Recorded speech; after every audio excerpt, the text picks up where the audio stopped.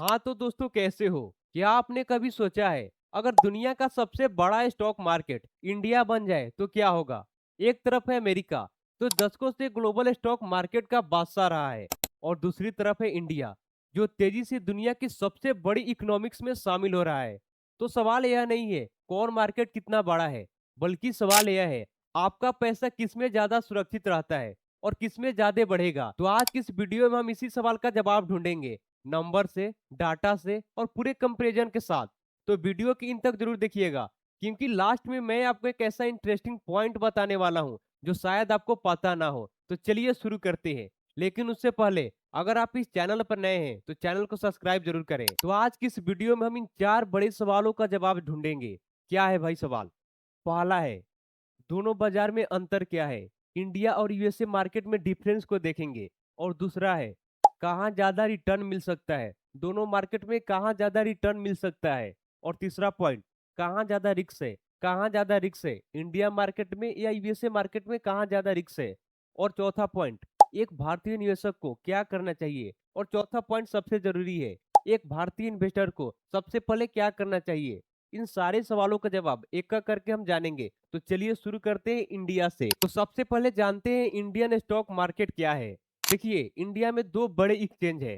पहला है एनएससी और दूसरा है बीएससी।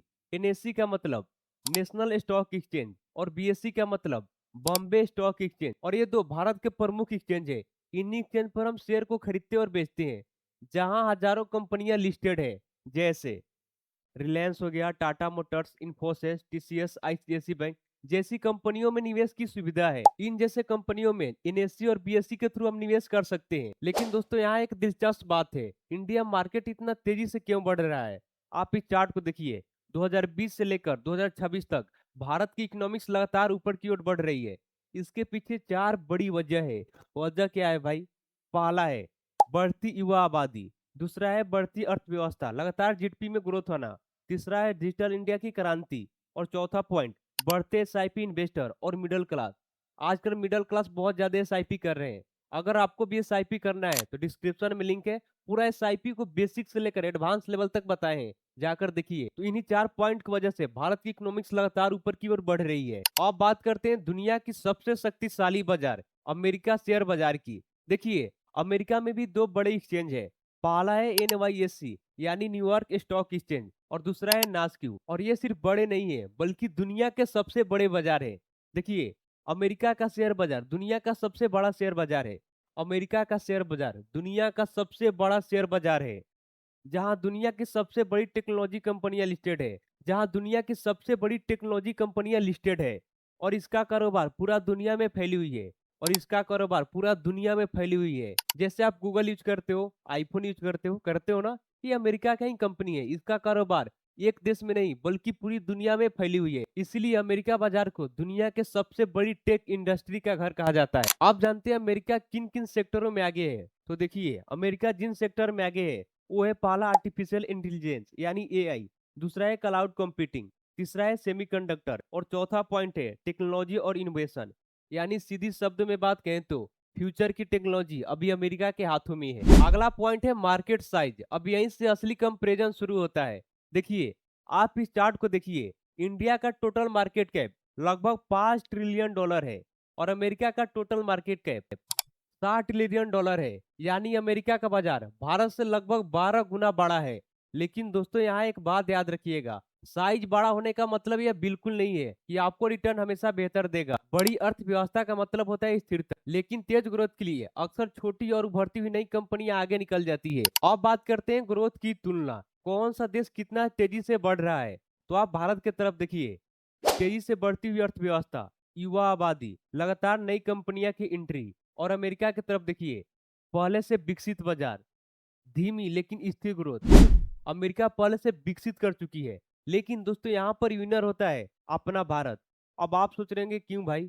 देखिए, जो बाजार अभी विकसित कर रहा है उसमें ग्रोथ की गुंजाइश हमेशा ज्यादा रहती है। वैसे ही भारत अभी ग्रोथ फेज में है। अगला पॉइंट है स्थिरता यानी स्टेबिलिटी।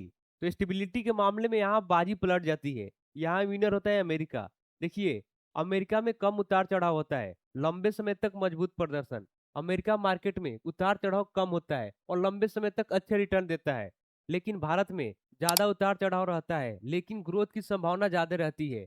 भारत मार्केट में उतार चढ़ाव ज्यादा रहता है, लेकिन ग्रोथ की संभावना ज्यादा रहती है। जिस मार्केट में उतार चढ़ाव ज्यादा रहता है उसमें ग्रोथ की संभावना छिपी हुई रहती है। तो स्टेबिलिटी के मामले में विनर हुआ अमेरिका। आप जानते हैं रिटर्न और करेंसी का असर। देखिए, भारत स्मॉल कैप और मिड कैप से समदार रिटर्न की संभावना रहती है।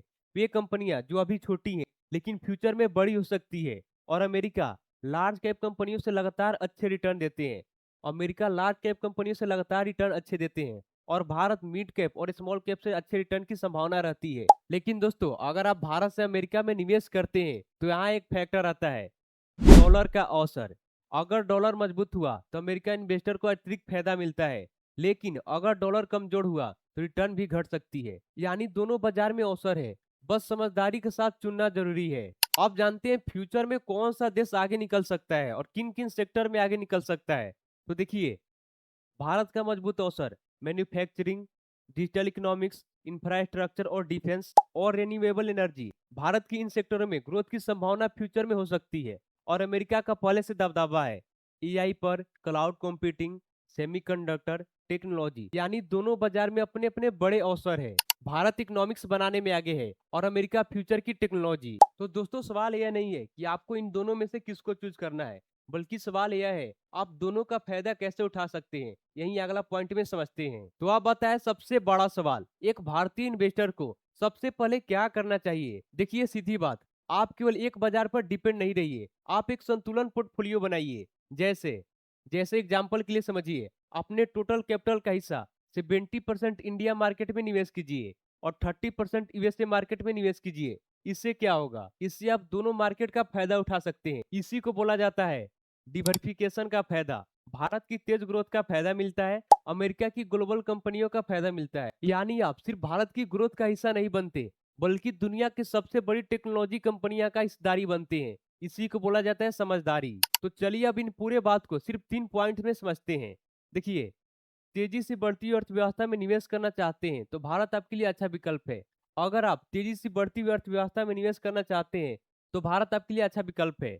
दुनिया की सबसे बड़ी टेक्नोलॉजी कंपनियां में निवेश करना चाहते हैं तो अमेरिका आपके लिए बेहतर विकल्प है।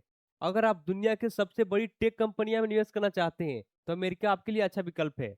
सबसे समझदारी का फैसला डिवर्सिफिकेशन, दोनों बाजार में संतुलन निवेश, मतलब अपना टोटल कैपिटल का अलग अलग कंपनी या अलग अलग सेक्टर में बांट दे। इससे आपका पोर्टफोलियो संतुलन रहता है। तो दोस्तों, आपको कौन सा बाजार पसंद है कमेंट बॉक्स में जरूर बताइएगा। और अगर आप इस चैनल पर पहली बार आए हैं तो चैनल को सब्सक्राइब जरूर करें।